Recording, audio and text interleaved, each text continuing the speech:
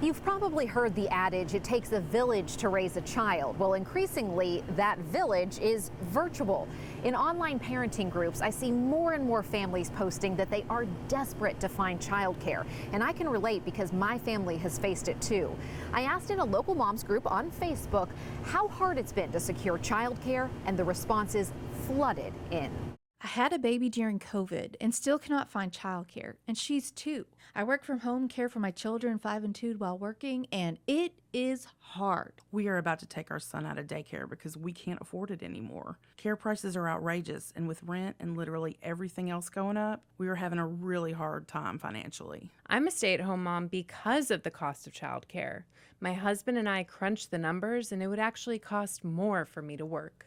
In early 2019, I put my younger than 1-year-old on a waiting list and received an email last Wednesday that a spot had opened up for him. He's almost 4.5 now. We sat down with 3 of the moms who shared their stories with me on Facebook. Ashley Weymouth moved to Clarksville from Connecticut while she was pregnant in 2019 for her husband's job. 2 things she wasn't expecting: a global pandemic to hit right when she gave birth to her son in March of 2020, and that she would have to leave her career as an X-ray technician due to not having childcare. From here to Nashville, and even like into Goodlettsville and Mount Juliet, it was pretty much a 2-year wait list. Most of them were like $150 to get on the wait list.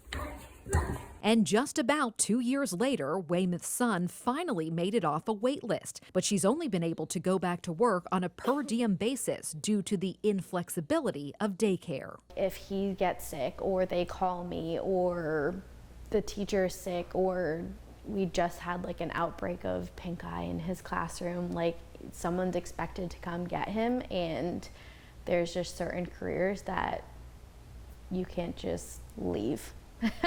Healthcare is one of them. There's a huge gap in my career now on my resume that is really hard to explain.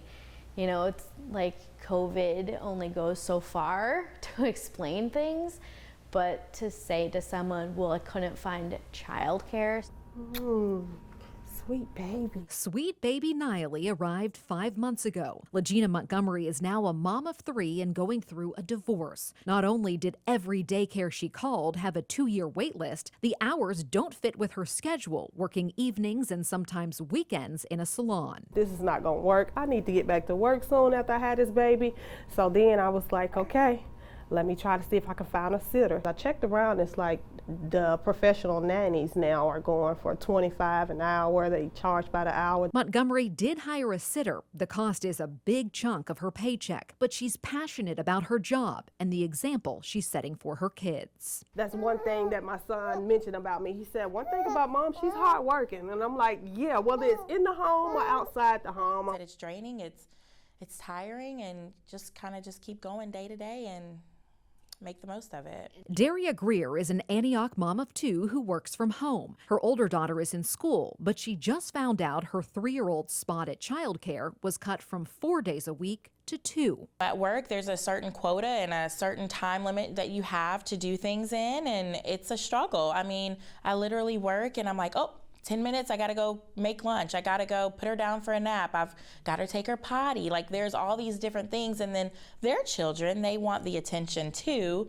No one's winning right now. 3 moms in different situations, but united in similar struggles and a strong desire to do what's best for their families. Haley Wilgus, News 2.